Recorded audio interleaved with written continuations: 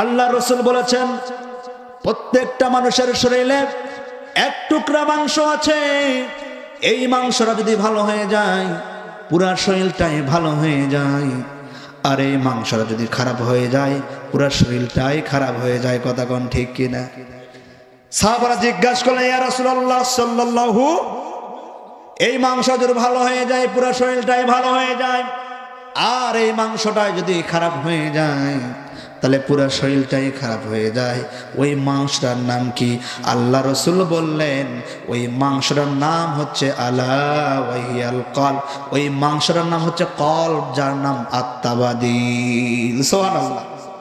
এই জন্যই কোরআনুল কারীমে যখন মাহফিলে যখন আপনি আসবেন, আপনার আমাদের দেহ আছে, পাশাপাশি রূহ আছে না নাই?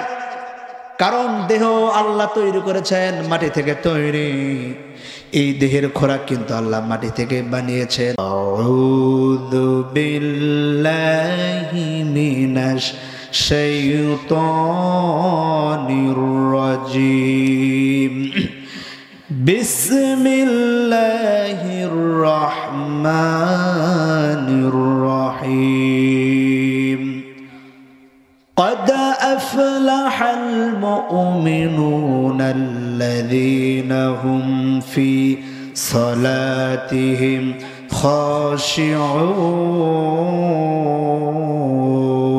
خاشعون والذين هم عن اللغو معرضون والذين هم للزكاة فاعلون.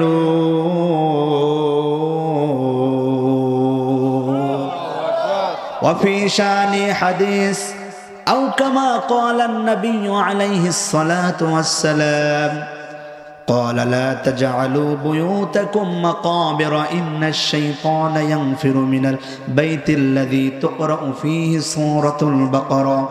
وفي شان حديث فقلت النجاة يا رسول الله قال أمسك عليك لسانك وليسعك بيتك وابك على خطيئتك إن الله وملائكته يصلون على النبي يا أيها الذين آمنوا صلوا عليه وسلموا تسليما. دود إبراهيم بولن اللهم صل على محمد وعلى آل محمد كما صليت على إبراهيم وعلى آل إبراهيم إنك حميد مجيد. اللهم بارك على محمد وعلى آل محمد كما باركت على إبراهيم وعلى آل إبراهيم إنك حميد مجيد. ঐতিহ্যবাহী বিরাট ইসলামী জলসা বড়নগর পশ্চিম দক্ষিণ পাড়া আল মদিনা জামে মসজিদের উন্নয়ন কল্পে আজকের এই তাফসিরুল কোরআন মাহফিলে উপস্থিত আছেন সম্মানিত সভাপতি মুফতি বেলাল বিন নওয়াব সাহেব, অত্যন্ত যোগ্য আলেম, ঠিক কিনা? এবং প্রধান অতিথি সহ প্রধান বক্তা, বিশেষ করে আমার মাগরিব থেকে নিয়ে এত রাত পর্যন্ত যারা আপনাদের সামনে পবিত্র কোরআনুল কারীমকে উপহার দিলেন, আল্লাহ পাক প্রত্যেকের কথাগুলো দ্বীনের জন্য, কোরআনের জন্য কবুল করুক, আমিন। কারণ আপনি কোরআনের জন্য যে সময়টা ব্যয় করবেন ওই সময়ের হিসাব হবে। আল্লাহ রাসূল বলেছেন যে ব্যক্তি কোরআনুল কারীমকে তার জীবন পরিচালনা করার ক্ষেত্রে এই কোরআনুল কারীমকে সামনে রাখবে, এই কোরআনুল কারীম তাকে জান্নাতে নিয়ে যাবে। সুবহানাল্লাহ। আর যে ব্যক্তি তার জীবন পরিচালনা করার ক্ষেত্রে কোরআনকে সামনে রাখবে না, কোরআনকে পিছে রাখবে, কোরআন তাদেরকে টেনে জাহান্নামে নিয়ে যাবে।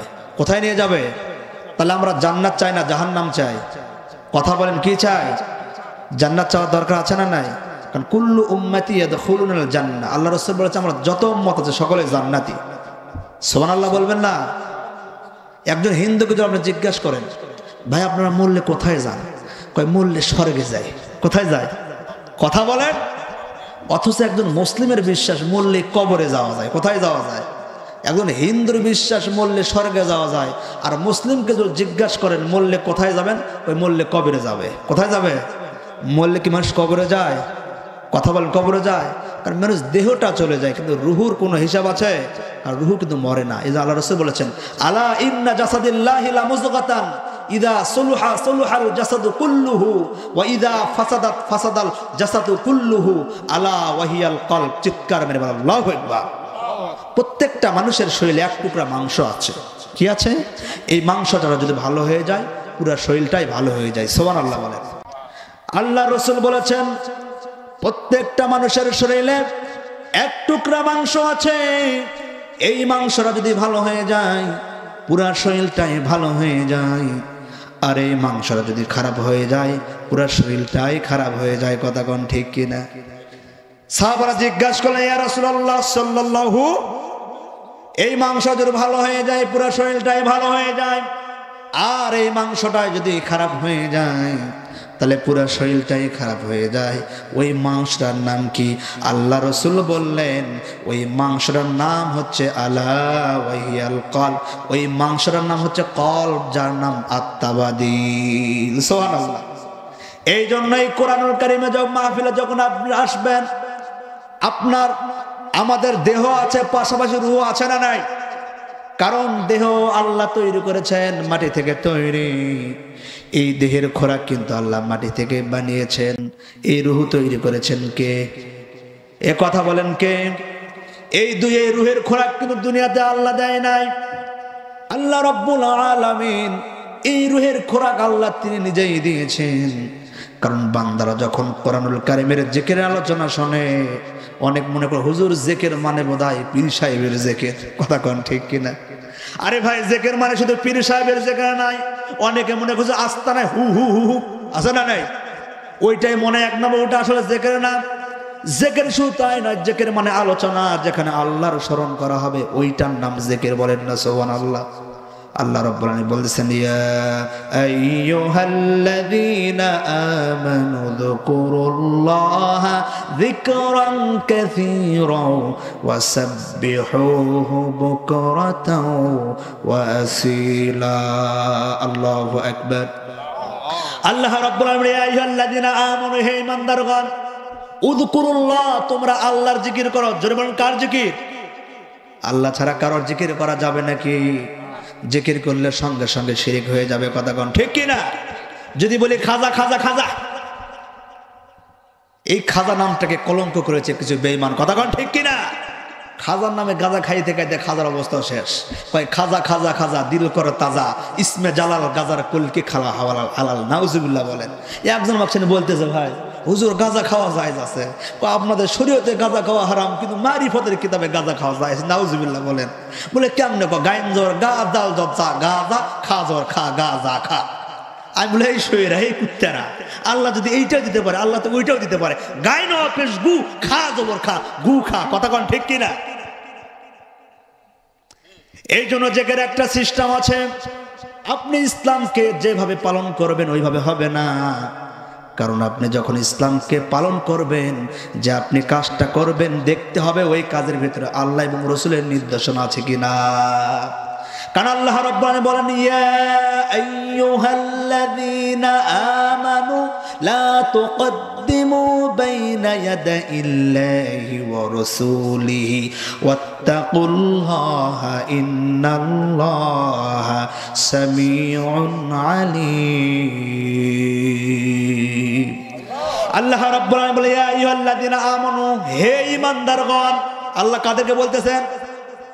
লা তুকদ্দিমু বাইনা ইয়াদাইল্লাহ, তোমরা আল্লাহ এবং রাসূলের চাইতে বেশি অগ্রগামী হয়ো না।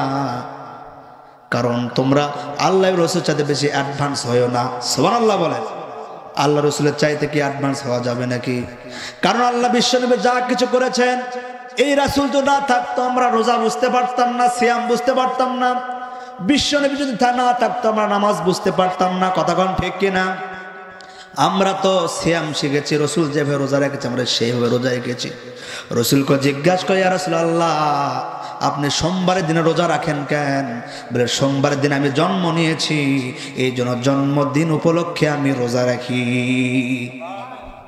কারণ সোমবার এবং বৃহস্পতিবার রোজা রাখতেন মুহাম্মদ সাল্লাল্লাহু, কারণ এই দিনে বান্দার আমল নামা আরো সে পেশ করা হয়। কথাগণ ঠিক না ব্যাটি? বিশ্বনবী রোজা রাখতেন, কিন্তু বাংলাদেশে এক সম্প্রদায় দেখা যায় রসুলের ঈদে মিলাদুন নবী জুলুসি ঈদে মিলাদুন নবী আছে না নাই? নামাজের খবর নাই, গোসলের খবর নাই, সারাদিন খালি মিছিল আর মিছিল। কথাগণ ঠিক কিনা? মিছিল আর জিলাপি। তোমার নামাজের খবর কি? কারণ এই রসুলকে ভালোবাসতে হয়তো হবে জীবনের চাইতেও বেশি, নেতার চাইতেও বেশি, বিবির চাইতেও বেশি। জীবনের চাইতে, বিবির চাইতেও, দুনিয়ার সবার চাইতে রসুলকে যদি ভালোবাসা না যায়, ইমানদার হওয়া যাবে? যাবে নাকি? কারণ রসুলকে ভালোবাসতে হবে। বিশ্বনবীকে, রসুলকে কেউ যদি বকা দেয়, কেউ যদি গালি দেয়, দরকার বলে মিছিলে বের হবেন, দরকার বলে মিছিল করে বিশ্বনবীর সম্মানটা দিনে বাঁচার দরকার আছে না নাই? কারণ আল্লাহ তার নবীর সম্মানটা এত বাড়িয়ে দিয়েছেন। আল্লাহ বলছেন, ওয়া রাফা'না লাকা যিকরাক, নবী আমি আপনার কথাকে সমুন্নত করে দিয়েছি। সুবহানাল্লাহ। বিশ্বনবীর কথা সমুন্নত করে দিয়েছেন কে? কারণ আল্লাহ যার কথাকে সমুন্নত করেন, আল্লাহ তার নবীর কথাকে উঁচু করে দিয়েছেন। কারণ এত উঁচু, আল্লাহ নবী আমি আপনাকে পৃথিবীর থেকে, বিশ্বনবী এত সম্মান পেয়েছেন। আল্লাহ রসুল যখন পা বাড়িয়েছেন, আল্লাহ তাকে আরশে আযমে নিয়ে গিয়েছে। বিশ্বনবী যখন হাত তুলতেন, হাত তুলতে দেরি, দোয়া কবুল হতে দেরি। এই জন্য সে নবীর উম্মত, এই জন্য সে নবীর উম্মত হয়ে আমাদেরকে নবীর অনুসরণ করার দরকার আছে না নাই? কারণ আল্লাহ রসুল যা দিয়েছেন এটাই হচ্ছে ইসলাম। এটা কি? এই জন্য রসুল অনুসরণ করতে হবে। আল্লাহ রাব্বুল আলামিন বলেন, কুল ইন কুনতুম তুহিব্বুনাল্লাহা ফাত্তাবিউনি ইউহিব্বুকুমুল্লাহু ওয়া ইয়াগফির লাকুম যুনুবাকুম ওয়াল্লাহু গফুরুর রহিম। আপনি বলুন, আমলের সিগা, ইন কুনতুম তুহিব্বুনাল্লাহ, যদি তোমরা আল্লাহকে ভালোবাসতে চাও। আমরা ভালোবাসতে চাই কাকে? জোরে বলেন কাকে? ফাত্তাবিউনি, তাহলে আমার অনুসরণ করুন। সুবহানাল্লাহ। রাসূলের অনুসরণ করতে হবে। অনুসরণ আর মহাব্বত কিন্তু আলাদা জিনিস। কথাগণ ঠিক কিনা? এই জন্য পাশের সাদিকুল ভাইকে আমি ভালোবাসি, কিন্তু ভালোবাসা সাদিকুল ভাইয়ের মুখে দাঁড়িয়ে আছে, হ্যাঁ, কিন্তু আমার মুখে দাঁড়িয়ে নাই। কিন্তু ভালোবাসা, কিন্তু অনুসরণ আলাদা জিনিস। কথা বলেন ঠিক না বা ঠিক? কিন্তু যদি আপনি আমার অনুসরণ করতে চান, আমার মুখে দাঁড়িয়ে আছে, যদি অনুসরণ করতে হলে আপনাকেও দাঁড়িয়ে রাখতে হবে। আমি টুপি মাথায় দিয়ে আমার যদি অনুসরণ করতে চান, তাহলে আপনাকেও টুপি মাথায় দিতে হবে। আমি যেরকম জুব্বা গায়ে দিয়েছি, আপনি যদি আমাকে অনুসরণ করতে চান, আপনাকে কিন্তু জুব্বা পড়তে হবে। কারণ ভালোবাসার অনুসরণ কিন্তু এক জিনিস। তাহলে তারা আমার অনুসরণ করে, তাহলে রসুল অনুসরণ করলে কি হবে?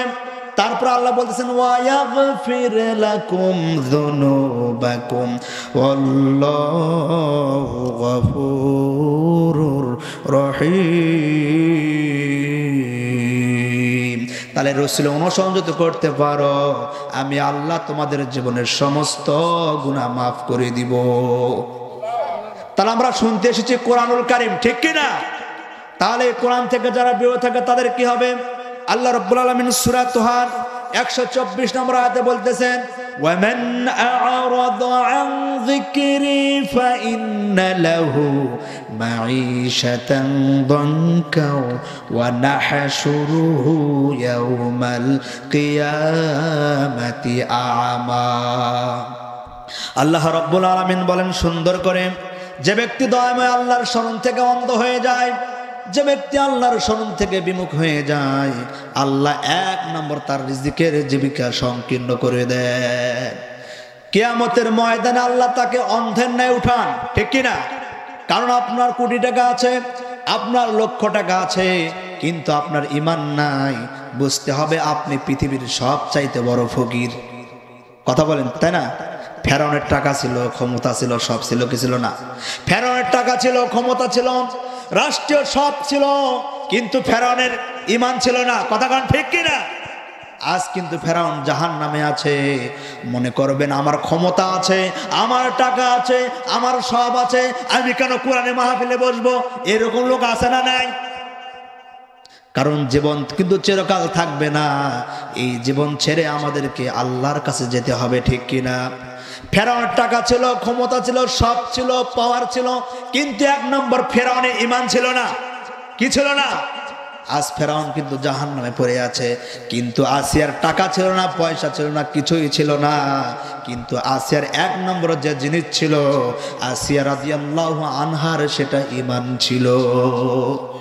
আপনার সব আছে, আপনি মুসলমান, এই গ্রামের নাম কি বড়নগর। আজ আপনার দায়িত্ব হচ্ছে কি বিছনা থেকে কোরআনে মাহফিলে আসা, কোরআন হুজুর কি বলতেছে কোরআনের কথা শোনা। কথা কোন ঠিক না ঠিক? কিন্তু আপনি কোরআনের ধার ধারেন না। আজকে আমি মৌলানা কামরুল হাসান আনসারী যদি এই বড়নগর মাহফিলে যদি 20,000 টাকা নিতাম, 50-60,000 টাকা নিতাম, তার বলতো মৌলবি এক নম্বর মৌলবি। কথা কোন ঠিক কিনা? হ্যাঁ, কন্ট্রাক্টকারী যেগুলো বক্তা আছে, যেমন গান কয়, কোরআন যায় না, হাদিস যায় না, কিচ্ছু যায় না, আজ বাংলার মুসলমান এমন হয়েছে ওই সমস্ত বক্তার দিকে ভিড়ে। কথা কোন ঠিক কিনা? এই জন্য একটা কথা আছে যে বক্তা খোঁজে টাকা, বক্তা খোঁজে শ্রোতা। বক্তা কি খোঁজে? আর কমিটি খোঁজে হলো টাকা, আর শ্রোতা খোঁজে সুর। কেমনে মিলবে হিদায়াতের নূর? কথা কোন ঠিক কিনা? কারণ এই নিয়ত যদি ঠিক না থাকে ভাই, অনেক সময় বলে হুজুর ওই মুখ বক্তাকে নিয়ে এসে দেন, আমরা আপনাকে দ্বিতীয় বক্তা বানাবো। আর বক্তার দরকার নেই আমার, আর ওই প্রধান বক্তাকে জমা নিয়ে আসবো আমরা। দ্বিতীয় বক্তা এমন খাটায়, প্রধান বক্তাকে দেয় 1 লক্ষ টাকা, আমাদের খাটার পর 3,000 টাকাও দেয় না। কথা কোন ঠিক না ব্যাঠি? এই জন্য আল্লাহ বলে কার অনুসরণ করবা, কার অনুসরণ করবা? ভালো করে শোনেন, আল্লাহ রাব্বুল আলামিন বলেন ইত্তাবিউ মাল্লা ইয়াসআলুকুম আজরান ওয়া হুম মুহতাদুন। আল্লাহ বলে ইত্তাবিউ মাল্লা আসআলুকুম, তোমরা তাদের অনুসরণ করো যারা তাদের কথায় কোনো পারিতোষিক চায় না। সুবহানাল্লাহ বলে। এই জন্য আমাদেরকে আপনি যেভাবে ইসলামটাকে প্রেজেন্ট করবেন, উপস্থাপন করবেন, সেইভাবে করলে হবে না। কারণ ইসলাম ইসলামের গতিতে চলবে। কথা কথা ঠিক কিনা? আল্লাহ যে আদেশ করেছেন, যেভাবে করেছেন সেভাবেই চলবে। এই জন্য কারো শোনা কথা শোনা যাবে না। আল্লাহ রাসূল বলেছেন কাফা বিল মারই কাযিবান আইয়ুহাদ্দিসা বিকুল্লি মা সামিআ। একজন মানুষ মৃত্যু হওয়ার জন্য এতটুকুই যথেষ্ট, অন্যের কাছ থেকে শুনে নিজে যা বর্ণনা করে। হ্যাঁ, যদি একজন বলে ভাই বগুড়া এক মানুষ, বগুড়া এক লোককে একবারে মাথা কেটে জব করছে, এবার কাল্লা 4 ভাগ করছে। কতই দেখছো ভাই? কন্যা ভাই শুনছি। আরে পাগলা, শোনা কথা বিশ্বাস আছে নাকি?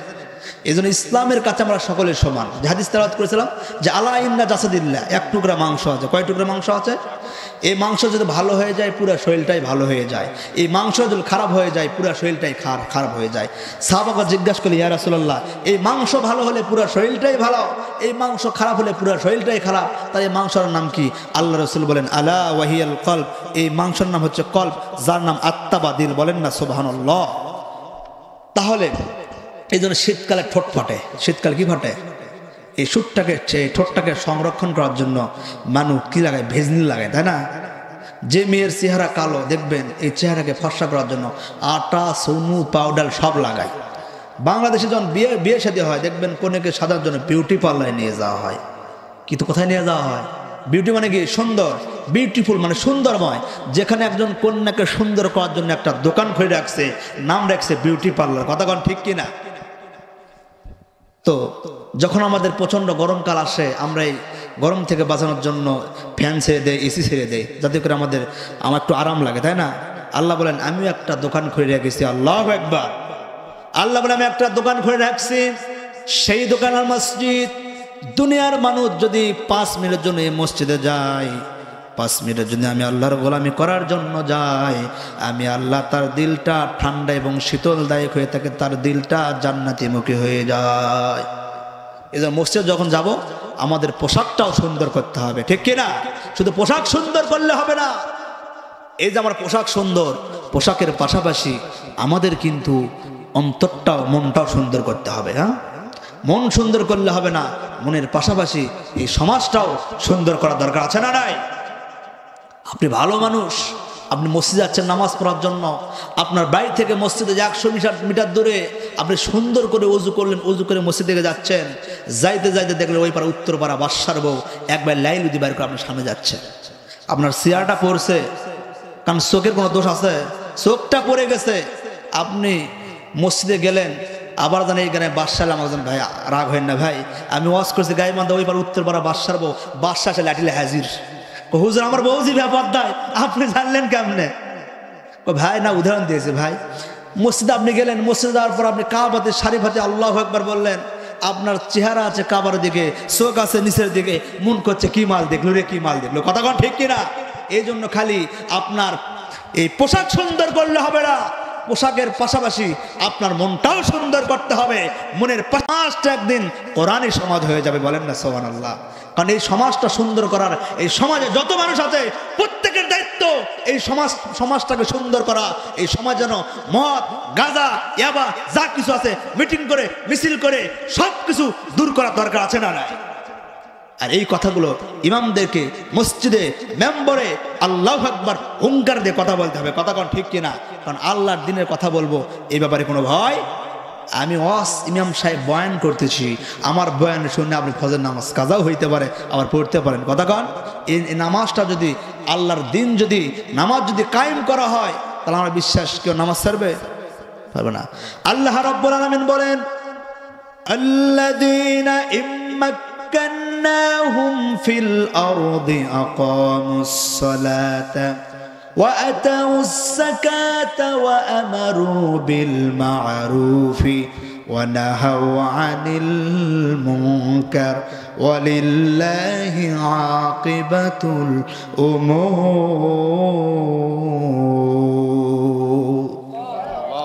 আল্লাহ রাব্বুল আলামিন আল্লাযীনা ইম্মাক্কান্নাহুম ফিল আরদ, যখন আমি আমার কোন গোলামকে এই জমিনে ক্ষমতায় বসাই, সে যখন সংসদে চলে যাবে, সে 4 দফায় কাজ করবে। জোরে বলুন কয় দফায়? হাত উঠাইতে হবে। কয় দফায়? ভয় লাগতেছে নাকি? ভয় লাগতেছে? কয় দফায়? 1 নাম্বার প্রথম দফা, সে নামাজ কায়েম করবে। সংসদে যখন যাবে নামাজের বিল পাস করবে। বলেন তো, আমি এখানে ওয়াজ করলাম, ওয়াজ করার পর দেখা গেল ফজর নামাজ আপনাদের কাজা, বলেন তো ওয়াজের কোনো সাদরকতা থাকবে? আজকে যদি সংসদে পাস করা হয়, 1 ওয়াক্ত নামাজ না পড়লে 5 25টা করে ব্যাত। কয়টা ব্যাত? 5 ওয়াক্ত না পড়লে কয়টা? 125। 125টা যদি ব্যাত মারা হয়, আমার বিশ্বাস মন্ত্রীর বেটাও নামাজ পড়তে বাধ্য হবে। বাধ্য শুধু হবে না, আজ কিন্তু এই যে বড়নগরের মসজিদের যিনি মুয়াজ্জিন সাহেব, তিনি আসসালাতু খায়রুম মিনান নাওম বলে ডাকে, যে ঘুমের চাইতে নামাজ উত্তম। অনেকে এভাবে ডাকা লাগবে না। দেখা যাচ্ছে যখন এই আল্লাহর কোরআনের বিধান অনুসারে যখন আইন পাশ করা হবে, ওই মুয়াজ্জিন সাহেবকে সবাই ডাকবে 2টার দিকে, হুজুর সাহেব ভাই তার ঘুমায়েন না, চলেন আমরা সকলে এই মসজিদে চলে যাব। এ কথা বলেন ঠিক কিনা? আল্লাহর যে বিধান দিয়েছেন, আল্লাহ সুন্দর বিধান দিয়েছেন, কারণ এই বিধান ফরজ করেছেন কে? 1 নম্বর নামাজ কায়েম, 2 নম্বর যাকাতের আইন পাশ করা। আজকে তো মানুষ ধনীরা যাকাত দেয় না। ধনীরা কিভাবে সম্পদ বানানো যায়, কিভাবে গাড়ি করা যায়, কিভাবে বাড়ি করা যায়, এই চিন্তা আছে না নাই? কারণ কিয়ামতের একটা আমদ হচ্ছে আকিলুর রিবা, সারা বলবে না, খাবে সুদ, বানাবে বিল্ডিং বাড়ি। কথা কোন ঠিক কিনা? এই জন্য যখন যাকাতের বিল পাস হবে, অনেকে মনে করে হুজুর আমরা বড় লোক মানুষ, গরিবদেরকে যাকাত দিয়ে বড় খুব দয়া করেছি। না ভাই, কারণ আপনি গরিবকে দয়া করেননি, বরং গরিব আপনার থেকে যাকাত নিয়ে আপনাকে দয়া করেছে। আবার এমন যাকাত দেয়, এই যে দেখবেন ঢাকা শহরে, বগুড়া শহরে অনেক ধনী লোক শাড়ি যাকাত দেয়, এমন শাড়ি যাকাত দেয় যে শাড়ি না মশারি। এ কথা কোন ঠিক কিনা? আবার এমন লুঙ্গি যাকাত দেয়, মুসল্লি নামাজ পড়ে আবার খালি পিছনে হাত দেয়। যাকাতের লুঙ্গি কখন বোধহয় ফেটে যায়। কথা কোন ঠিক কিনা? আরে মিয়া, তুমি যখন লুঙ্গি পরো, তুমি 5,000 টাকা লুঙ্গি পরো, তোমার বউ যখন শাড়ি পরে 22,000 টাকার তুমি শাড়ি পরো, তুমি এত টাকা পাও কোথায়? এ কথা কন। তুমি তো নিজের সন্তানকে এরকম দাও না, তুমি ইমানদার হও নাই। বুঝতে হবে তোমার জন্য দেশটা নিরাপদ নয়, এই দেশটা নিরাপদ তাদের জন্য যারা এই দেশটা কোরআনের সমাজ গঠন করবে। কথা কোন ঠিক না বেটি? কোরআন সমাজ ছাড়া এই দেশে কি শান্তি আসবে? কখনো শান্তি আসবে? কোন একদিন এ দেশের আকাশে কালেমার পতাকা দুলবে, সেদিন সবাই খোদাই বিধান নিয়ে দুঃখ বেদনা ভুলবে। সেদিন আর রবে না হাহাকার, অন্যায় দুর্নীতি অন্যায় কদাচার থাকিবে না অনাচার, দুর্নীতি কদাচার সকলেই সুখে শান্তিতে থাকবে। সেদিন সবাই খোদাই বিধান নিয়ে দুঃখ বেদনা ভুলবে। ঠিক কিনা?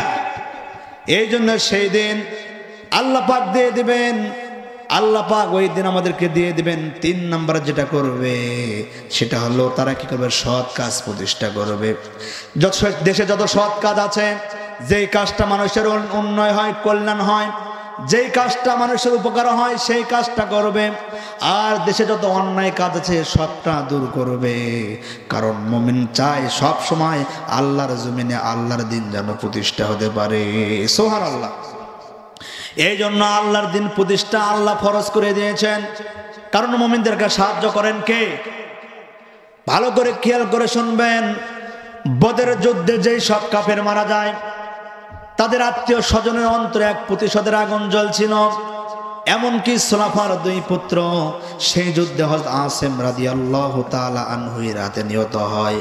সুতরাং সুলাফা মানত করল, আমি যদি হযরত আসিম রাদিয়াল্লাহু তাআলা আনহুর মাথা হাতে পাই তাহলে তার মাথার খুলি দ্বারা শরাব পান করব।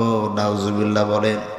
শুধু তাই নয়, সঙ্গে সঙ্গে ঘোষণা দিল, যে ব্যক্তি সাহাবা আসিম রাদিয়াল্লাহু তাআলা আনহুর মাথা আমার হাতে আনি দিতে পারবে তাকে 100 লাল উট পুরস্কার দেওয়া হবে এবং সহস্র স্বর্ণ মুদ্রা দান করা হবে। নাউজুবিল্লাহ। এই ঘোষণায় আকৃষ্ট হয়ে মক্কার সুফিয়ান বিন খালেদ নামক কাফের প্রস্তুত গ্রহণ করতে লাগলো। আজল এবং কানামক গোত্রের কিছু সংখ্যক মুনাফিক মার্কা মুসলমান আমাদের দেশে আছে না নাই? এরাই মাজারে যখন যায় হু হু, যখন ওই যে কি কয় হিন্দুকে দুর্গা যায় রাম রাম, কারণ যেখানে যা লাগবে সেখানে সেটাই করে। কথা কন ঠিক কিনা? মুনাফিকের একটা শর্টকাট সংজ্ঞা বলে যায়, যার কাছে সব ঠিক সে হলো মুনাফিক। যার কাছে সব ঠিক সে কি? আল্লাহ রসুলের কাছে গেলেন, বিশ্বনবীর কাছে মুসলমান বলে দাবি করলো। আল্লাহ রসুল তাদের কলা কৌশল কিছু বুঝতে পারলেন না। তাদের দাড়ি টুপি জুব্বা সব ঠিক আছে। বিশ্বনবীকে বলেন, ইয়া রাসূলুল্লাহ, ইয়া হাবিবাল্লাহ সাল্লাল্লাহু, আমাদের এলাকায় দাওয়াতের কাজ লাগবে, আমাদের এলাকায় অনেকদিন ইসলামের কাজ নাই, মেহেরবানি করে আপনি আপনার 10 জন সাহাবীকে আমাদের এলাকায় পাঠিয়ে দেন। বিশেষ করে আসিম রাদিয়াল্লাহু তাআলা আনহুকেও লাগবে, কারণ আসিমের ওয়াজ নাকি সকলের কাছে ভালো লাগে। আল্লাহ রাসূল সাল্লাল্লাহু আলাইহি ওয়াসাল্লাম তাদের দরখাস্ত অনুসারে আসিম রাদিয়াল্লাহু তাআলা সহ 10 জন সাহাবীকে তাদের এলাকায় পাঠিয়ে দিল। যখন তাদের এলাকায় পাঠিয়ে দিল, কাফেররা চিন্তা করলো যে মুসলমানরা শুনতেছে আসতেছে, কি করতেছে? কারণ ওদের উন্নতি, ওদের নিয়ত হচ্ছে পুরস্কার নেওয়া। কি নেওয়া? 100টা উট, মানে বোঝেন একটা উটের দাম কত বলেন তো? 7 থেকে 8। হ্যাঁ, আমরা খেয়াল করে শুনবেন সাহাবীরা কিভাবে আমানতকে গ্রহণ করেছেন। আবু বকর সিদ্দিক রাদিয়াল্লাহু তাআলা আনহু, তিনার স্ত্রী একবার মিষ্টি খাইতে ইচ্ছা হয়েছিল। কি খাইতে? কিন্তু খলিফাতুল মুসলিমিনের জন্য যে বাজেট, আবু বকর সিদ্দিক রাদিয়াল্লাহু তাআলা আনহু প্রত্যেক মাসে তিনি বেতন নিতেন না, তাকে প্রতিদিনের বেতন তার বাড়িতে দিয়ে আসা হতো। সাদা আবু বকর সিদ্দিক রাদিয়াল্লাহু রাষ্ট্রের কাজ চলতেছে, তিনার স্ত্রী মিষ্টি খাইতে ইচ্ছা হলো, কিন্তু খলিফাতুল মুসলিমিনের যে বাজেট, এই বাজেট তো কিছু খাওয়া যাবে না। তিনি কি করলেন, তার প্রত্যেক দিনের যে টাকা পায় অল্প অল্প পয়সা করে বেশ অনেক টাকা জড়ো হয়ে গেল। কারণ খলিফাতুল মুসলিমের যে টাকা বাজেট, ওই টাকাতে যদি তরকারি রান্না করা হয়, ওই সাথে যদি মিষ্টি রান্না করা হয়, মিষ্টি যদি নেওয়া আসায় পায়েস রান্না করা হয়, তরকারি রান্না হবে না, তরকারি করলে খাবার হবে না। প্রতিদিন অল্প পয়সা করে জমা করে একদিন সে পায়েস রান্না করলো, ফিরনি রান্না করলো। আবু বকর সিদ্দিক রাদিয়াল্লাহু তাআলা আনহু যখন সামনে দিলেন, আবু বকর সিদ্দিক রাদিয়াল্লাহু তাআলা জিজ্ঞেস করলেন, এগুলো কোথায় পেয়েছো? বললেন, স্বামী গো, আপনি যে অল্পটুকু বাজেট পান, ওই বাজেট আমাদের কিছুই হয় না। আমি ওই টাকা অল্প অল্প পয়সা করে জমা করে আজ বেশি হয়েছে, ওইখান থেকে আমি আজ মিষ্টি কিনেছি। বলে কতটুকু সরাইছে? এতটুকু। আবু বকর সিদ্দিক রাদিয়াল্লাহু তাআলা সঙ্গে সঙ্গে কি করলেন, রাষ্ট্রীয় কোষাধ্যক্ষকে বলে, কোষাধ্যক্ষ, আমার বেতন বেশি হয়েছে, এত বেতনের দরকার নাই, আজ থেকে আমাকে বেতন কম করে দাও। সুবহানাল্লাহ। এর নাম কি? পরহেজগারিতা। এর নাম কি? আজকে সমাজে দেখা যায় বগুড়া জেলার এমপি ঢাকায় 4টা ফ্ল্যাট, কথা কোন ঠিক কিনা? ওই তারপর আমেরিকায় বাড়ি করেছে, বিভিন্ন জায়গায় বাড়ি করেছে। এগুলো কিসের সম্পদ? এগুলো আমাদের মতন সাধারণ জনগণের সম্পদ মেরে খেয়ে কিন্তু বাড়ি করেছে, কথা কোন ঠিক কিনা? এই জন্য আল্লাহ তার নবীকে ইনসাফ করার কথা বলেছেন। নবী, ওয়া ইযা হাকামতুম বাইনান নাসি আন তাহকুমু বিল আদল। নবী, আপনি যখন মানুষের মাঝে বিচার করবেন, এই বিচারটা যেন নেই বিচার হয়ে যায়। সুবহানাল্লাহ। আপনি দেখবেন না কে ক্ষমতাশীল, কে পাওয়ারশীল, এটা দেখবেন না আপনি। আমি আল্লাহ আপনার প্রতি কোরআন নাজিল করেছেন। আল্লাহ কি নাজিল করেছেন? এই কোরআন নামক কিতাবটা আপনি মানুষের মাঝে বিচার করবেন। যখন আপনি কোরআন দিয়ে বিচার করবেন, দেখবেন আল্লাহ পাক সূরা হজের আয়াতে বলতেছেন, ওয়াইদা তুতলা আলাইহিম আয়াতুনা বাইয়িনাতিন তারিফু ফি বুজুহিল লাযিনা কাফারুল মুনকার। যখন আপনি কোরআন আয়াত বর্ণনা করবেন, দেখবেন সমাজের এক শ্রেণীর মানুষের মুখ হবে কালো। কি হবে? আজকে যদি ইমাম সাহেব, যদি আজকে ইমাম সাহেব হক কথা বলতে পারে না, আজ ইমাম সুদের রস করতে পারে না, কারণ মসজিদে কমিটির মধ্যে সুদখোর আছে, কথা কোন ঠিক কিনা? আজ ইমাম সাহেব একামতের দিনের পক্ষে কথা বলে না, কারণ মসজিদ যিনি কমিটি, তিনি হচ্ছে একামতের দিনের বিরোধী লোক, কথা কোন ঠিক না বেঠি? এক ইমাম সাহেব, ভাই কি বলবো, আল্লাহ রাসূল বলেছেন কিয়ামতের আগে মসজিদ ভিত্তিক ফিতনা হবে। বলেছেন মুহাম্মদ সাল্লাল্লাহু আল্লাহ রাসূল, সাইয়াতি আলান নাস জামানুল লা ইয়াবকা ইল্লা ইসমুহু মিনাল কুরআনি ইল্লা রাসমু। ওসিরাই মানুষের মধ্যে এমন একটা জামানা আসবে, ইসলামের নাম থাকবে, কোরআন নকশা থাকবে, ইসলাম পালন করনেওয়ালাও থাকবে না, কোরআন পড়নেওয়ালাও থাকবে। মসজিদটা সুন্দর হবে। মসজিদ সুন্দর হবে কি হবে না? মানুষরা মসজিদে প্রতিযোগিতা লাগবে। ওই 9 মাইয়ালারা বলবে যে আমরা আমাদের মসজিদটা 1 কোটি টাকাতে বানিয়েছি। সাধারণ লোকের তাই নাকি? আমাদের মসজিদ আমার 1.5 কোটি টাকাতে বানিয়েছি। মানুষেরা মসজিদে প্রতিযোগিতা লাগবে, কিন্তু এমন অবস্থা হয়ে যাবে ওই মসজিদের ভিতরে একটা ইমানদারও থাকবে না, কারণ একটা হেদায়েত শূন্যওয়ালা লোক থাকবে না। আজকে আমরা মুসলমানেরা, আল্লাহ বলছে ওয়াতাসিমু বিহাবলিল্লাহ, তোমরা আমার কোরআন রশিকে একভাবে আঁকড়ে ধরো। একত্রিত হবে নাকি? পৃথক হওয়া যাবে? পৃথক হওয়া যাবে না। আমরা আজ পৃথক হয়ে যাচ্ছি। আজকে দেখা যাচ্ছে এক মুসল্লি নামাজ পড়তে গিয়েছে, নামাজ পড়ে এক মসজিদে নামাজ পড়তে গিয়েছে, নামাজে হাত বেঁধে নাবির নিছে। কোথায় বেঁধেছে? মানে দিচ্ছে, এইসব নাবির নিচে হাত বেঁধে, ধরো সলা, মারছে দৌড়। চলে গেছে আর একটা মসজিদে, না হাত বেঁধেছে নাবির ওপরে, যাকে নাবির উপর আমার নাবি নিচে কোথায় দিয়েছে দৌড়, মারছে দৌড়। চিন্তা করলে কোথায় বাঁধবো? নাবির নিচের বাঁধলেও দোষ, ওপর বাঁধলেও দোষ। আর একটা মসজিদ যায় না, একবার বাচ্চা কপালে। মানুষকে বললে ভাই কপালে কেন? বলে হুজুর আমি খুব বিপদে এসেছি, খুব বিপদে আছি। নাবির নিচেও বাঁধা দৌড়ানি খেয়েছি, নাবির ওপর বাঁধাও দৌড়ানি খেয়েছি, এই জন্য আমি একবারে কপালে বেঁধেছি। কথা কন ঠিক কিনা? তাহলে আপনি কি সমাজে ফেতনা করবেন? ফেতনা করা দরকার। এইভাবে ফেতনা করেন, আপনি যে ভাই মারামারি করেন, জীবনে বাংলার জমিনে ইসলাম কায়েম হবে না। কথা কোন ঠিক কিনা? বাংলাদেশে মাদ্রাসা তো 2টা, একটা আলিয়া আর একটা কওমি। হ্যাঁ, কারণ কওমি ভাইরা কয় আলিয়া সরকারনে খালিয়া, মানে আলিয়া একবার খালিয়া। কওমিরা আলিয়া বলে আয়ো কওমি ভাই শোন, ওমাহুম বিখারিজিনা মিনান নার, তোরা খারিজা সবাই তোরা জাহান্নামী। বাংলাদেশে মাদ্রাসা 2টা, আলিয়ার একটা কওমি। আপনি মারামারি করবেন? আপনি আলিয়ার কওমি মারামারি করবেন, মাঝখান থেকে ইহুদিরা ইসলামের ক্ষতি করবে, কথা কোন ঠিক না ব্যাঠি? আল্লাহ রাসূল বলে, ও সাহাবীরা, মুসলমানের ইসলামের তারাই সবচেয়ে বেশি ক্ষতি করে যারা মুসলমান সেজে বেড়াবে। এখন বলেন তো, বাংলাদেশে আসল মুসলমান বেশি না নকল মুসলমান বেশি?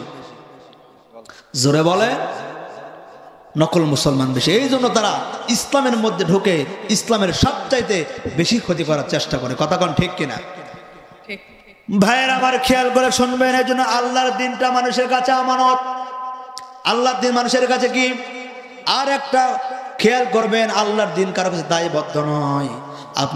আপনি ইসলাম পালন করলে কি আর না করলে কি, আপনি যদি ইসলাম পালন না করেন আল্লাহর কোনো ক্ষতি নাই, ক্ষতি কিন্তু আপনার হবে। কারণ আল্লাহ রাব্বুল আলামিন 7টা জাহান্নাম তৈরি করেছেন। আচ্ছা, এগুলো কিন্তু দরজা, জাহান্নামের কি দরজা, তাই না? ইন্নালিল জান্নাতি সামানিয়াতু আবওয়াব, নিশ্চয় জান্নাতের দরজা, নিশ্চয় জান্নাতের দরজা কয়টা? 8টা। তা আল্লাহ রাব্বুল আলামিন কোরআনে বলছে, ইয়াউমা নাকুলুল জাহান্নামা হালিম তালাআতি ওয়া তাকুলু হাল মিন মাজিদ। কিয়ামতের ময়দানে জাহান্নামের সংখ্যা এত বেশি হবে, যখন জাহান্নামী থাকবে জাহান্নামের এত আগ লাগবে, একবারে জাহান্নামদেরকে পিছাইয়ে পিছাইয়ে খাবে, কথা কোন ঠিক কিনা? এই জন্য আমাদের কোরআন মানতে হবে, ইসলাম মানতে হবে। ভাইয়েরা ভালো করে শুনবেন, আল্লাহ রাসূল সাল্লাল্লাহু আলাইহি সাল্লাম যখন মক্কার জমিনে ইসলাম প্রচার করলেন, সবচাইতে বেশি যিনি বিরোধিতা করেছেন তার নাম হলো আবু জেহেল। জোরে বলেন, কি জেহেল? আবু জেহেল মানে মূর্খুর বাবা। কি? ইসলাম গ্রহণের নাম আসলে আবুল হাকাম, মানে জ্ঞানীর পিতা। যখন কোরআন নাযিল হলো তখন নাম হলো আবু জেহেল, 1 নম্বর মূর্খুর বাবা। কি বাবা? মূর্খুর বাবা। তার মানে তার কোনো জ্ঞান গুণ কিছুই নাই। আল্লাহ রাসূল মক্কার জমিনে ইসলাম প্রচার করতেছেন, আবু জেহেল বিশ্বনবীর বিরোধিতা করলেন। শুধু বিরোধিতা নয়, বিশ্বনবী একবার হারাম শরীফে নামাজ পড়তে যাচ্ছেন, এমন সময় আবু জেহেল বলল, ও মুহাম্মদ, আমি কি তোমাকে নিষেধ করি না, এই নামাজ পড়তে নিষেধ করি নাই? তো খবরদার তুমি নামাজ পড়বা না। আবু জেহেল, আল্লাহ রাসূল বললেন, এই বেটা কি কোস? আবু জেহেল বললেন, মুহাম্মদ তুমি কাকে ধমক দাও? তুমি কি জানো নাকি এই মক্কার জমিন আমার সবচেয়ে জনগণ বেশি? আল্লাহ পাক সঙ্গে সঙ্গে কোরআন আয়াত নাযিল করলেন, ফালিয়াদউ নাদিয়া সানাদউ সাবানিয়া। হে নবী মুহাম্মদ সাল্লাল্লাহু আলাইহি সাল্লাম, তারা আপনাকে শাস্তি দেওয়ার জন্য মিটিং করে, আর আমি আল্লাহ তাদেরকে শাস্তি দেওয়ার জন্য আমার রহমতের ফেরেশতাদের ডাক দিচ্ছি। সুবহানাল্লাহ। আল্লাহর রহমতের ফেরেশতা কম নাকি? এই জন্য আমাদের ঈমান আনতে হবে। কি আনতে হবে? ঈমান আনতে হবে। ঈমানটাকে পরিশুদ্ধ করতে হবে কোরআন দিয়ে। জোরে বলেন, কি দিয়ে? কোরআন পড়বেন এবং জীবনটা গড়ার দরকার আছে না নাই? সুবহানাল্লাহ, আলহামদুলিল্লাহ, লা ইলাহা ইল্লাল্লাহ, সুবহানাল্লাহ, আলহামদুলিল্লাহ, লা ইলাহা ইল্লাল্লাহ। বলতে পারবেন তো? তুমি বাঁচাও, তুমি মারো, অবিরত ক্ষমা করো। তুমি বাঁচাও, তুমি মারো, অবিরত ক্ষমা করো। ধরার যে জন তাকেই ধরো, ধরার যে জন তাকেই ধরো। তোমার মুঠোয় সবই আল্লাহ। সুবহানাল্লাহ, আলহামদুলিল্লাহ, লা ইলাহা ইল্লাল্লাহ, সুবহানাল্লাহ, আলহামদুলিল্লাহ, লা ইলাহা ইল্লাল্লাহ। তোমার রিজিক খেয়ে পড়ে অবাধ্য হয় কেমন করে? তোমার রিজিক খেয়ে পড়ে অবাধ্য হয় কেমন করে? খুঁজে না পায় কোনো ভাষা, খুঁজে না পায় কোনো ভাষা, শুকুর গুজার করার আল্লাহ। সুবহানাল্লাহ আলহামদুলিল্লাহ লা ইলাহা ইল্লাল্লাহ সুবহানাল্লাহ আলহামদুলিল্লাহ লা ইলাহা ইল্লাল্লাহ। তোমার দয়ায় মোদের ধরা সারা জাহান তোমার গড়া, তোমার দয়ায় মোদের ধরা সারা জাহান তোমার গড়া। তোমার পথে আমার জীবন, তোমার পথে আমার জীবন কবুল করো ওগো আল্লাহ। সুবহানাল্লাহ আলহামদুলিল্লাহ লা ইলাহা ইল্লাল্লাহ। লিল্লাহে তাকবীর, লিল্লাহে তাকবীর। আল কোরআনের আলো, আল হাদিসের আলো, তোমার নেতা আমার নেতা দুনিয়ার মুসলিম। লিল্লাহে তাকবীর। এই জন্য আমাদেরকে কোরআনের পথে আসতে হবে, ইসলামের পথে আসতে হবে। আল্লাহ আমাদেরকে সকলেই কবুল করবে, আমিন। কারণ যারা আল্লাহকে বিশ্বাস করে এরা হলো আস্তিক। এরা কি? আর যারা বিশ্বাস করে তারা হলো নাস্তিক। কারণ আল্লাহ পাক এক, ঠিক না ঠিক? কারণ কুল হুয়াল্লাহু আহাদ আল্লাহুস সামাদ লাম ইয়ালিদ ওয়া লাম ইউলাদ ওয়া লাম ইয়াকুল লাহু কুফুয়ান আহাদ। কারণ আল্লাহ যদি লাউ কানা ফীহিমা আলিহাতুন ইল্লাল্লাহু লা ফাসাদাতা, আল্লাহ যদি এক না হয় অধিক হতো আসমান জমিনে মারামারি বেজে যেত। কথা কোন ঠিক কিনা? এক আল্লাহ বলতে আমি সূর্যকে পূর্ব দিকে উঠাবো, আল্লাহ না আমি পশ্চিম দিকে উঠাবো। হ্যাঁ, যেরকম দুইটা নেত্রী মারামারি আছে না নাই? হ্যাঁ ভাইয়ের আমার খেয়াল করে শুনবেন, আল্লাহকে বিশ্বাস করতে হবে। কারণ আল্লাহ এই পৃথিবী কত সুন্দর করে বানিয়েছেন। আল্লাহ আমাদের সুন্দর চোখ দিয়েছেন, আল্লাহ আমাদের সুন্দর বিবেক দিয়েছেন। আল্লাহ রাব্বুল আলামিন এই সুন্দর ধরা বানিয়েছেন। এই পৃথিবীর মধ্যে আল্লাহ আমাদের বাংলাদেশে যত নিয়ামত দিয়েছেন, সবচাইতে বড় সমুদ্র সৈকত কক্সবাজার যিনি দিয়েছেন তিনি কে? বাংলাদেশে যত নিয়ামত আছে, অনেক গ্যাস, অনেক প্রকার প্রকল্প আছে, এই যত যা কিছু বাংলাদেশে আছে, এই বাংলাদেশে এভাবে যদি আমার দেশটাকে আগাইতাম, আমার বিশ্বাস বাংলাদেশ অন্য দেশকে হারাইয়া যেত। কিন্তু আমাদের নেতারা এমন হয়েছে, দেশটা আগায় না, আগায় পেট। কথা কোন ঠিক কিনা? কারণ পেটটা এত নেতার বেশি হয়েছে, দরজাও খোলা লাগে না, পেটের ধাক্কায় কিন্তু দরজা খুলে যায়। এই জন্য আমাদেরকে এমন নেতা আমাদেরকে নিয়োজিত করতে হবে, যারা কোরআন চায়, যারা মানুষের অধিকার চায়, যারা মানুষের অধিকার আদায় করতে চায়। এইরকম নেতা আমাদের দেশে দরকার আছে না নাই? কারণ কোরআনওয়ালাদেরকে আমরা চাই। এই জন্য আমাদেরকে আল্লাহকে বিশ্বাস করতে হবে। কুফানগরীতে একবার কিছু নাস্তিক আগমন হলো। এক নাস্তিক বলে, আমি আল্লাহকে বিশ্বাস করি না, আমি স্রষ্টা মানি না, আমি বিশ্বাস করি না। তখন কুফানগরী বললেন, আমাদের এখানে একটা বড় আলেম আছে, সে তোমাকে বিশ্বাস করেই ছাড়বে। নাম হলেন নুমান ইবনে সাবিত, যাকে বলে ইমাম আবু হানিফা রাহমাতুল্লাহ। যাই হোক, বাহাসের ডেট করা হলো জুমাবারের দিনে। ইমাম সাহেব আসবেন, ইমাম আবু হানিফা রাহমাতুল্লাহ আসবেন, হাজার হাজার মানুষ। কার সঙ্গে বাহাস হবে? বলেন কার সাথে? ইমাম সাহেব যাবে আল্লাহর জন্য, আর নাস্তিক থাকবে আল্লাহর বিরুদ্ধে।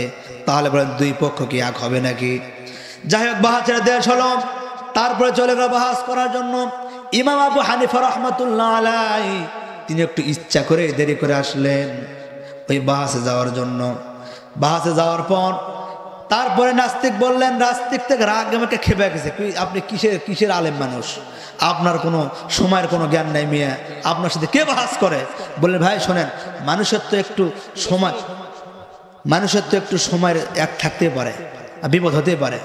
আমি যখন আপনার সাথে বাহাস করার জন্য আসবো, আসার পথে সামনে একটা নদী পড়েছে, আমি আমার বাড়ির সামনে একটা নদী আছে, দেখি মাঝি মল্লা নৌকা কিছুই নাই, আমি কিভাবে আসব। দেখলাম নদী হঠাৎ করে ভীষণ বাতাস সৃষ্টি হয়ে গেল। বাতাসের কারণে গাছটা ভেঙে পড়ল।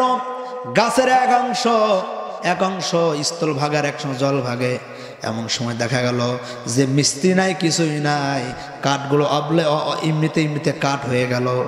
সেখানে পেরেক এমনিতে লেগে গেল, অবলীলে একটা নৌকা তৈরি হয়ে গেল। আমি সেই নৌকায় চড়ে আমি এখানে এসেছি মাঝি মাল্লা ছাড়া।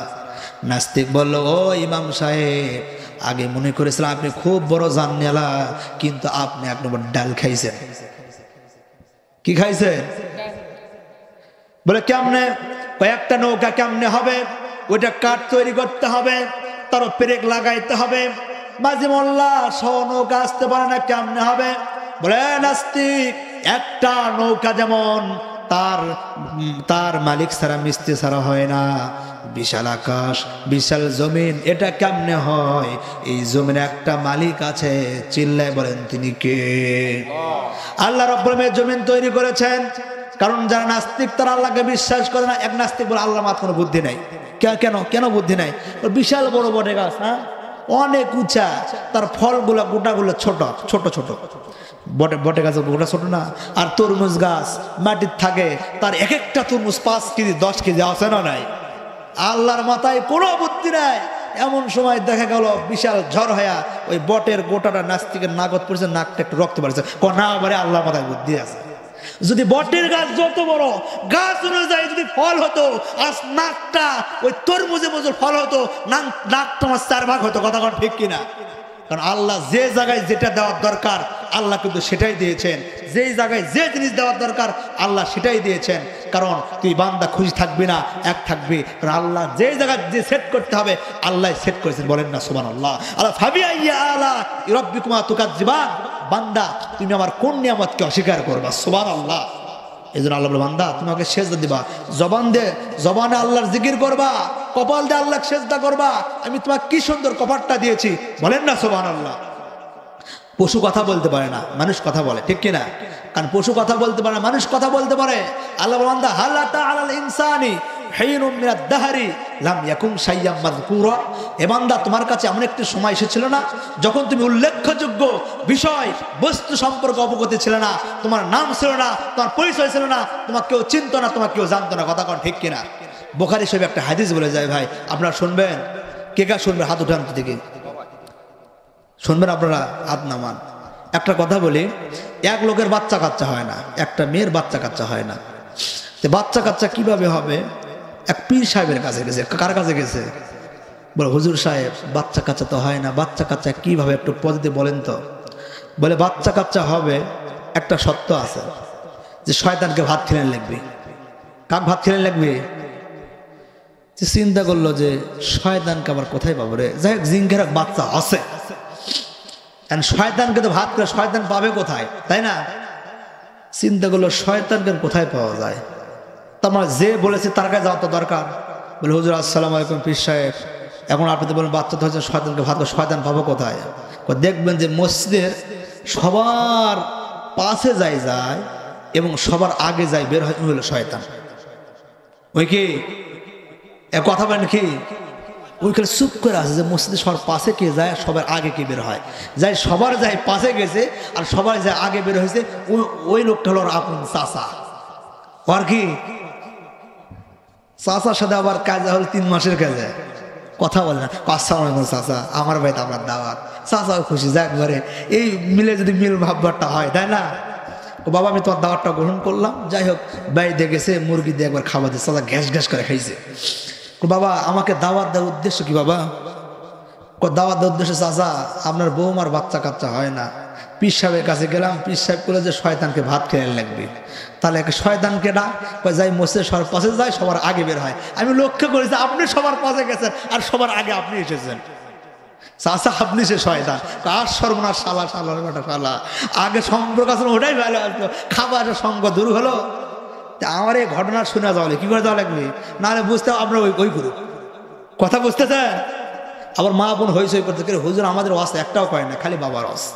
মা বোনদের ওয়াজ করা দরকার, কারণ মায়েরা নেই সরকার, কথা কোন ঠিক কিনা? আমি একটা বলে, আল্লাহ রাসূল বলেছেন আল মারআতু ইযা সাল্লাত খামসাহা ওয়া সামাত শাহরাহা ওয়া আহসানাত ফারজাহা ওয়া আতাআত বা'লাহা ফালতাদখুল মিন আইয়ি আবওয়াবিল জান্নাতি শাআত। চিৎকার বলুন আল্লাহু আকবার। আল্লাহ রাসূল বলেন নারী চারটা কাজ করে নারী জান্নাতি। কয়টা? 1 নম্বর 5 ওয়াক্ত নামাজ, 1 নম্বর কি? 2 নম্বর রমজানের রোজা, 3 নম্বর হচ্ছে স্বামীর খেদমত, 4 নম্বর হচ্ছে লজ্জাস্থানের হেফাজত। আল্লাহ রাসূল বলেছেন এই 4টা কাজ যদি নারীরা করতে পারে, নারীরা জান্নাতের যে কোনো দরজায় জান্নাতে প্রবেশ করবে। বলেন তো মা বোনদের 4টা কি গুণ আছে? আজকে মা বোনদের 4টা গুণ নাই। আজকে তারা এমন অবস্থায় ঘুরে বেড়ায়, বোঝাই যায় না কি।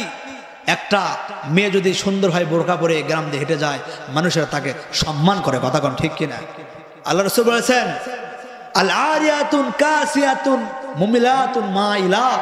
সেজ্জামনে কিছু নারী থাকবে যারা পোশাক পরা সত্ত্বেও উলঙ্গ। বলেছেন মুহাম্মদ সাল্লাল্লাহু, বুকে ওড়না নাই, মাথায় কাপড় নাই, এমন অবস্থায় ঘুরে বেড়ায়, এমন অবস্থায় পিঠটা বের করে রাখছে। তুমি একজন মা, তারপরও দেখা যায় বাংলাদেশ ঢাকায় দেখা যায় অনেক মেয়েরা মিছিল বের হয় যে পোশাকের স্বাধীনতা চাই। কিসের স্বাধীনতা চাই?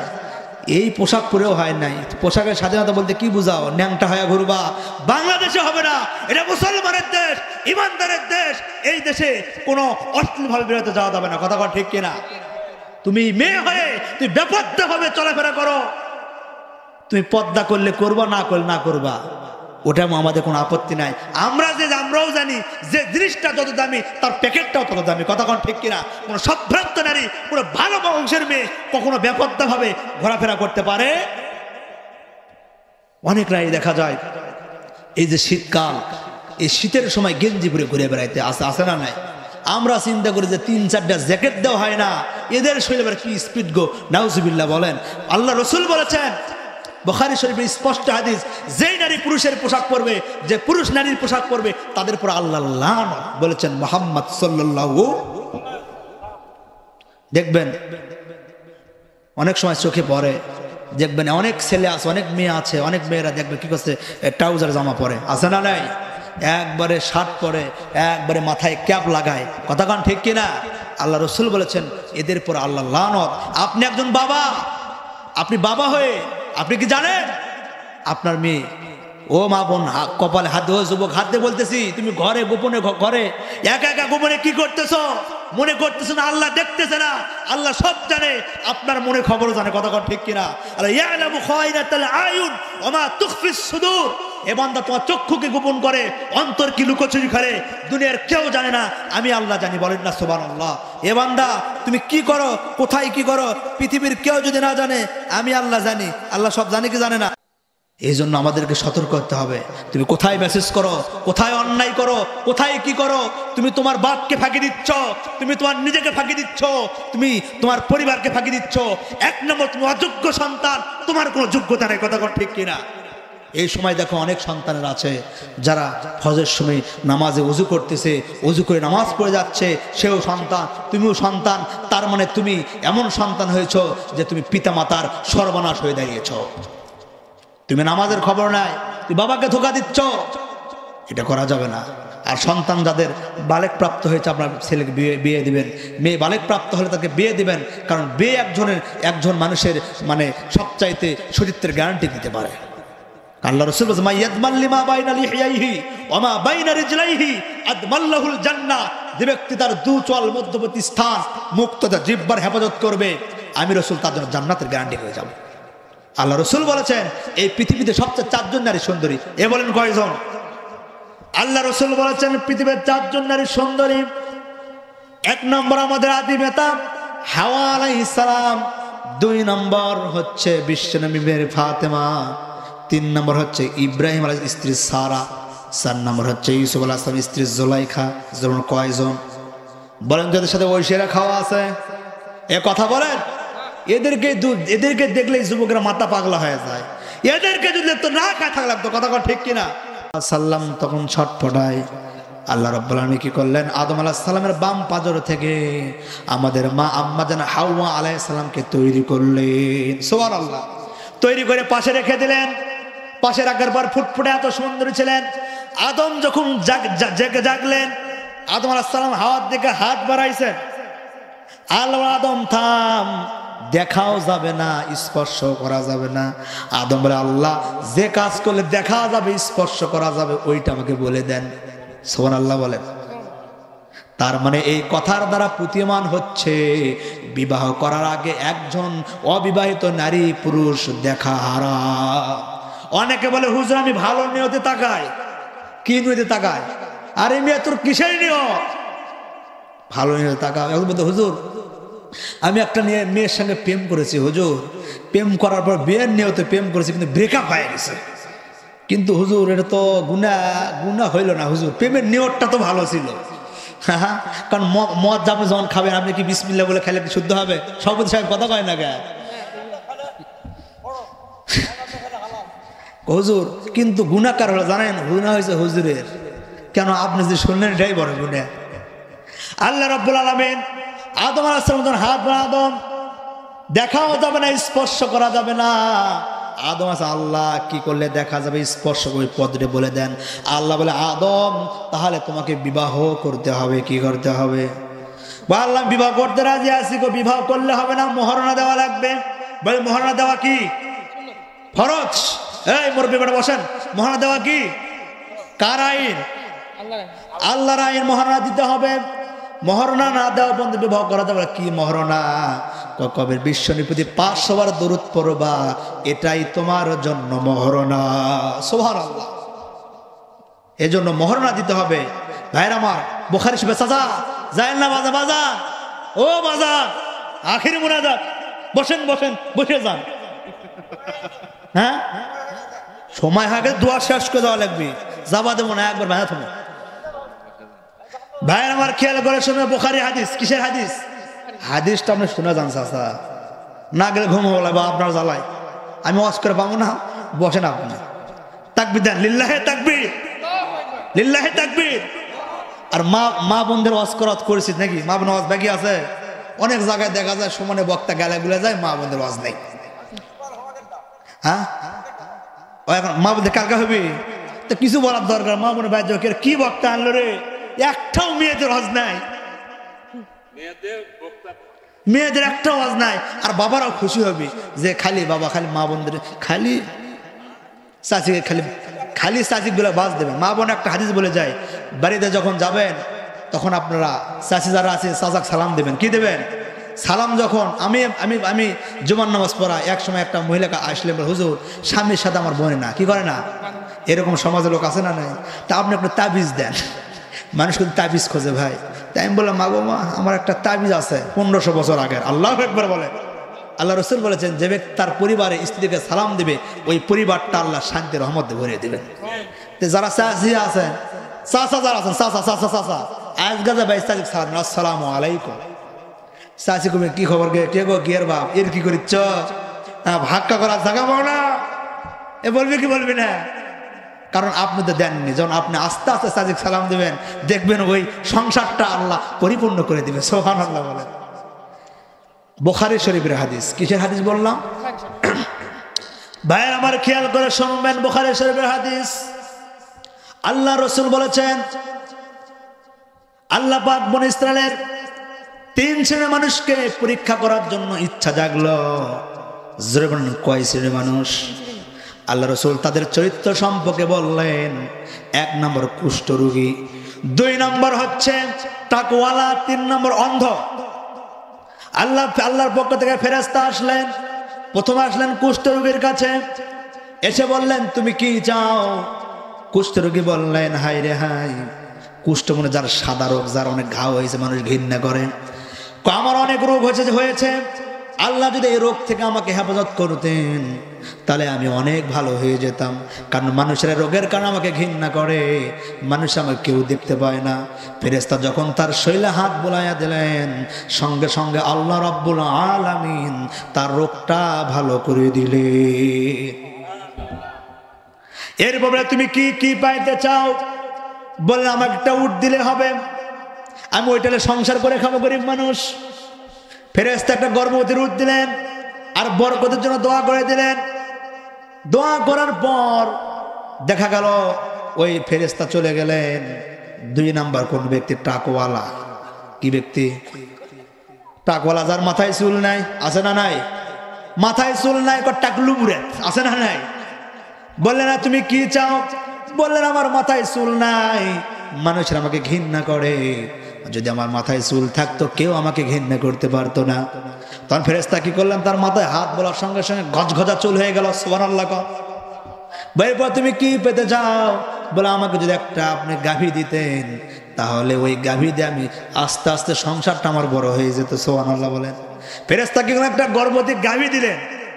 গাভী দেওয়ার পর বরকতের জন্য দোয়া করলেন। দোয়া করার পর 3 নম্বর ব্যক্তির নাম হচ্ছে অন্ধ। তিনকে অন্ধর কাছে বললেন, ভাই তুমি কি পাইতে চাও? বলে আমি হলো অন্ধ, আমি চোখে দেখি না, বিবেকে দেখি না, সন্তানকে কাউকেও দেখি না। আল্লাহ যদি আমার চোখটা ভালো করতো, আমার মনটা বড় ভালো হয়ে যেত। ফেরেশতা যখন তারা চোখে হাত দিলেন, সঙ্গে সঙ্গে চোখটা ভালো হয়ে গেল। এরপর তুমি কি চাও? আমি একটা বকরি চাই। তাকে কি করলে? একটা গর্ভবতী বকরি দিলাম। গর্ভবতী বকরি যখন সে পেল, তার মানে উট, গাভী, বকরি, এই 3 জন এত আল্লাহ সম্পদ দিয়ে দিলেন। এই সম্পদের কারণে পুরা মাঠ খালি গাভী আর বকরি দিয়ে তার অধর একটা ফার্ম হয়ে গেল। সুবহানাল্লাহ। এবার তারা বড় লোক হয়ে গেল, তাদের টাকা পয়সার অভাব নাই। আল্লাহ রাব্বুল আলামিন কি করলেন? আবার ওই ফেরেশতাকে পাঠালেন আসমান থেকে তাদেরকে পরীক্ষা করবার জন্য। ভাইয়ের আমার এটা কোনো কিস্সা কাহিনী নয়, এটা বুখারী শরীফের হাদিস। কোরআন শরীফের যে হাদিসের মর্যাদা বুখারী শরীফ। সুবহানাল্লাহ। ভাইয়ের আমার আবার আসলে ফেরেশতাদেরকে পরীক্ষা করবার জন্য প্রথম আসলে কার কাছে? মনে আছে? ওই কুষ্ঠরোগীর কাছে। বললে ভাই আমি একটা গরিব মানুষ, মুসাফির মানুষ, আমি অনেক দূর পর্যন্ত আসার কারণে আমার পথ খরচ শেষ, টাকা পয়সায় কিছুই নাই, আমাকে যেতে হবে। মেহেরবানি করে যে আল্লাহ তোমাকে কুষ্ঠরোগ থেকে আল্লাহ তোমার কুষ্ঠরোগ ভালো করেছে, মেহেরবানি করে আমাকে একটা উট দাও। উট পেলে আমি আমি এই উটটা পেলে আমি উট বিক্রি করে বাড়িতে চলে যাব। তখন বললেন, হাই শালা কোত্থেকে আইছে রে, আমার কত প্রয়োজন আছে না রে এরকম মানুষ, আমার কত প্রয়োজন, এগুলোই হয় না, আর কোথায় আছে? ভাই তুমি না কুষ্ঠরোগী ছিলে, তুমি তো গরিব ছিলে, তোমার তো কিছুই ছিল না। আরে বেটা, আমার পরিবার 14 গোষ্ঠী ধনী আসলো, আমি আবার কিসের কুষ্ঠরোগী ছিলাম? কোথায় নাকি সত্যি? ফেরেশতা তাই নাকি? সঙ্গে সঙ্গে ফেরেশতা তার জন্য বদদোয়া করলেন। কয়েকদিন পর কি হলো? তার আগেকার যে রোগটা বেড়ে গেল। ওর যা উট সম্পদ ছিল সব ছিনে নিলেন কে? জোরে বলেন কে? 2 টাকওয়ালার কাছে গেলেন, বললেন ভাই আমি একজন মুসাফির মানুষ, আমাকে যদি আপনি একটা গাভী দিতেন, তাহলে এই গাভীটা বিক্রি করে আমাকে যদি সম্পদ দিতেন, তাহলে আমি সম্পদ নিয়ে আমি বাড়িতে চলে যেতাম। যে আল্লাহ তোমাকে এত সম্পদ দিয়েছেন, টাকা পয়সা দিয়েছেন, সে আল্লাহর শুকরিয়া স্বরূপ। বললেন কে আর বেটা, আমার কত প্রয়োজন। ওই প্রথম লোকের মতো একই কথা বললো। ফেরেশতা কি করলেন? তার জন্য বদদোয়া করলেন। বদদোয়া করার কারণে তার টাক বেঁধে দিলেন, ফকরনি করলেন কে? 3 নম্বর ব্যক্তির নাম কি? অন্ধ। কি ভাই? 3 নম্বর ব্যক্তি অন্ধর কাছে গেলেন, ভাই আমি একজন মুসাফির মানুষ, যাওয়ার কোনো খরচ নাই, কিছুই নাই, আমি বাড়িতে চলে যাব। মেহেরবানি করে আল্লাহর রাস্তায় যে আল্লাহ আপনাকে সম্পদ দিয়েছেন, যে আল্লাহ আপনাকে চক্ষুটা ফেলে দিয়েছেন, ওই আল্লাহর জন্য আমাকে কিছু আপনি কি দেন? আপনি সম্পদ দেন, বকরি দেন।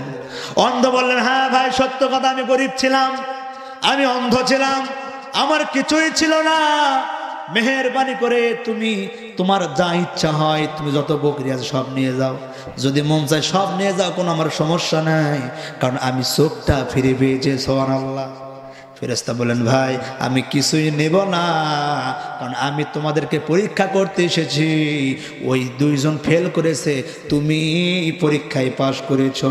আল্লাহু আকবার। তার মানে বোঝা যাচ্ছে সম্পদ কার পক্ষ থেকে পরীক্ষায়? কথা বলেন, কার পক্ষ থেকে?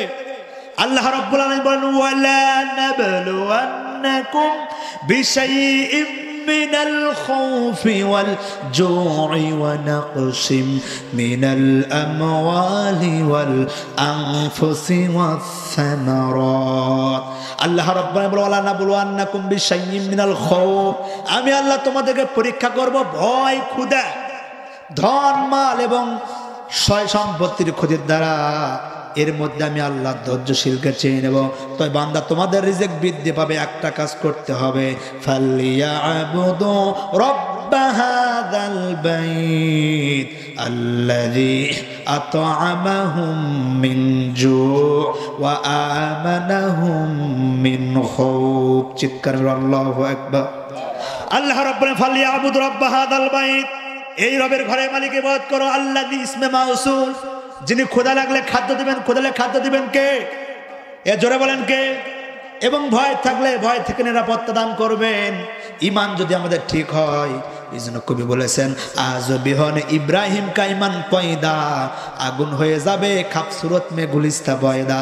আজ যদি কারো ইব্রাহিমের মতো ঈমান হয় বিদ্যমান, আগুন হয়ে যাবে ফুলের বাগান। সুবহানাল্লাহ। এই জন্য ঈমানদার পৃথিবীর কাউকে ভয় করে নাকি? কারণ ঈমানদার একমাত্র আল্লাহকে ভয় করে। শাহাদাতের মওতকে ঈমানদারের সৌভাগ্যের মৃত্যু মনে করে, কারণ ঈমানদার চিন্তা করে, এই যুবক তোমার মরা লাগবে না, বাবা মিশছে না, বস বাবা বস, বাবা মিশছে না বাবা, এই বসো, একটা গেট লাগা দেয়, গেট তো নাই বারে। ঈমানদার পৃথিবীর কাউকে ভয় করে না। ভয় করে নাকি?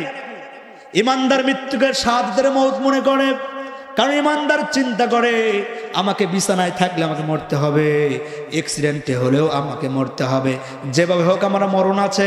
কিন্তু শাহাদাতের মওত এমন একটি মওত, যারা আল্লাহর দিন কায়েমের জন্য, ইকামতের দিনকে প্রতিষ্ঠা করার জন্য যারা আল্লাহর রাস্তায় শহীদ হয়, আল্লাহ তাদেরকে বিনা হিসাবে বিনা বিচারে আল্লাহ তাদেরকে জান্নাত দিয়ে দেয়। নমরুদ যখন ইব্রাহিম আলাইহিস সালামকে যখন অগ্নিকাণ্ডে নিক্ষেপ করেছিলেন, ইব্রাহিম যখন অগ্নিকাণ্ডে পড়েছিলেন, নমরুদ বলে, ইব্রাহিম তুমি এখন আমার কাছ থেকে ক্ষমা চাও, আমাকে সাহায্য চাও, তাহলে আমি তোমাকে অগ্নি করতে বাঁচায় রাখবো। ইব্রাহিম আলাইহিস সালাম বললেন কি জানেন? কোন নমরুদ, ওই আল্লাহর মহব্বত নিয়ে দিনের জন্য যদি আমাকে আগুনে ঝাঁপ দিতে হয়, আমি বারবার আগুনে ঝাঁপ দিতে রাজি আছি। সুবহানাল্লাহ। কি আল্লাহর পরিচয় পেয়েছেন? আমরা কি আল্লাহর পরিচয় পেয়েছি নাকি? এই জন্য ঈমানটা বাড়াইতে হবে। তবে মানুষের একটা জিনিস আফসোস করবো, আনফিকু মিম্মা রাযাকনাকুম মিন ক্বাবলি আন ইয়াতিয়া আহাদাকুমুল মাউত। আল্লাহ আনফিকু মিম্মা রাযাকনাকুম, রিজিক দেওয়ার মালিক কে? এ কথা বলেন কে? আল্লাহর নাম কোথাও হয় বাইরে মানুষ, কি কথা? ভালো আল্লাহ বলে, আল্লাহ যদি বলে আল্লাহ, ভয় আছে? ওয়ানফিকু মিম্মা রাযাকনাকুম, আমি তোমাদেরকে যে রিজিক দিয়েছি, এই রিজিক দ্বারা আমি আল্লাহর রাস্তায় ব্যয় করে। বলেন না সুবহানাল্লাহ। মৃত্যু আসার পূর্বে যদি মৃত্যু আসে, মালাকুল মউত রে আমাকে মৃত্যু লেস না রে, বেটি ভাই না দেখা করে আছি, সন্তানের সাথে দেখা করে আছি, পারবেন নাকি? যদি আপনার এখনই যে আল্লাহর পক্ষ থেকে মৃত্যু ঘোষণা করা হয় যে আপনি রাত 12টার দিকে মারা যাবেন, বলেন তো বড়নগরে মুসলমানেরা, শাহজাহানপুরে মুসলমানরা, আপনারা কি বাড়িতে থাকবেন? আপনার বাড়ি থাকবে না, সঙ্গে সঙ্গে আপনি বাড়িতে যাবেন, সুন্দর করে উজু করবেন, উজু করার পর আপনি নামাজের মুসল্লায় দাঁড়াবেন, আপনি এমন রুকু সেজদা করবেন, এমন রুকুতে যাবেন মনে করবেন আপনার জীবনের শ্রেষ্ঠ রুকু। কথা কন ঠিক কিনা? আপনি এমন সেজদা দিবেন মনে করবেন আপনার জীবনের শ্রেষ্ঠ সেজদা। বলেন তো আপনি এখানে, বলেন তো আপনার 1 সেকেন্ডের জীবনে কোনো গ্যারান্টি আছে? 1 সেকেন্ডে কোনো গ্যারান্টি আছে? গ্যারান্টি নাই। আসার সিরিয়াল আছে, যাওয়ার কোনো সিরিয়াল নেই। মানে মৃত্যুর পূর্বে একটা জিনিসের আফসোস করবে, সেটা হচ্ছে যে আল্লাহ মিন ক্বাবলি আইয়াতি আহাদাকুল মাউতু, মৃত্যুর পূর্বে আল্লাহ আমাকে আরেকটু সময় দিতেন, আমি দান সদকা হজ যাকাত করতে পারতাম। কথা কোন ঠিক কিনা? বলে আল্লাহ আমি যাবো, কি হয়েছে? অমুক জায়গায় একটা মাহফিল হয়েছিল মসজিদের উন্নয়ন কল্পে, মসজিদ উপলক্ষে আল্লাহ আর একবার দান করে জান্নাতটা নিয়ে আসি। এই মসজিদ কার ঘর? বলেন কার ঘর? নামাজ পড়বে কারা? আল্লাহর বান্দারা। নামাজ পড়বে কারা? কোন হিন্দু নামাজ পড়বে? আল্লাহ রাসূল বলেছেন, মান বানা লিল্লাহি মাসজিদাম মিন মালিহি ফিদ দুনিয়া বানাল্লাহু লাহু বাইতান ফিল জান্নাহ। যে ব্যক্তি দুনিয়ায় কোনো আল্লাহর ঘর নিজের পকেটটা খরচ করে আল্লাহর ঘর মসজিদ বানায়, আল্লাহ তার জন্য জান্নাতের ঘর বানায়। বলেন না সুবহানাল্লাহ। আজকে আমাদের অনেক টাকা পয়সা ক্ষতি হয় কি হয় না? অনেক সহজে এক মানুষ বিড়ি খায় বলে মাসে বলে 5,000 টাকা, গাঞ্জা খায় 10,000, আছে না নাই? সংসারে শান্তি নেই, বিবি কথা শোনে না, সন্তান কথা শোনে না, বাবা মারা গিয়েছে। আল্লাহ রাসূল বলেছেন, ইদা মাতাল ইনসান, মানুষ যেন মারা যায় তার সকল আমলের দরজা বন্ধ হয়ে যায়, 3টা আমল যায় থাকে। কয়টা আমল? মানে পৃথিবী যা কিছু করে সব ক্ষতিগ্রস্ত। আল্লাহ বলেছেন, কদ খাসিরাল্লাযিনা কাযযাবু বিলিকাইল্লাহ, যারা আল্লাহর সামনে দেখাকে অস্বীকার করেছে তারা আল্লাহ দিবসকে মিথ্যা মনে করেছে। আল্লাহ ওয়াহুম ইয়াহমিলুনা আওযারহুম, যখন এই সমস্ত বান্দারা কিয়ামতের মাঠে উপস্থিত হবে, যারা দুনিয়াতে কনসার্টের আয়োজন করেছে, অন্যায়কে তৈরি করেছে, এরা যত অন্যায় কাজ করবে এই তাদের আমলনামায় গুনাহ যেতেই থাকবে। আর আপনি যদি একটা মসজিদে যদি একটা টাইলসের টাকা দেন, যে টাকা দেন, একটা ফ্ল্যাট টাকা দেন, কাল কিয়ামত পর্যন্ত এই বড় লোকের মুসলমানেরা যত নামাজ পড়বে আপনার আমলনামায় নেকি যাইতে থাকবে। বলেন না সুবহানাল্লাহ। এটা একটা সদকা জারিয়া। এ কথা ঠিক কিনা?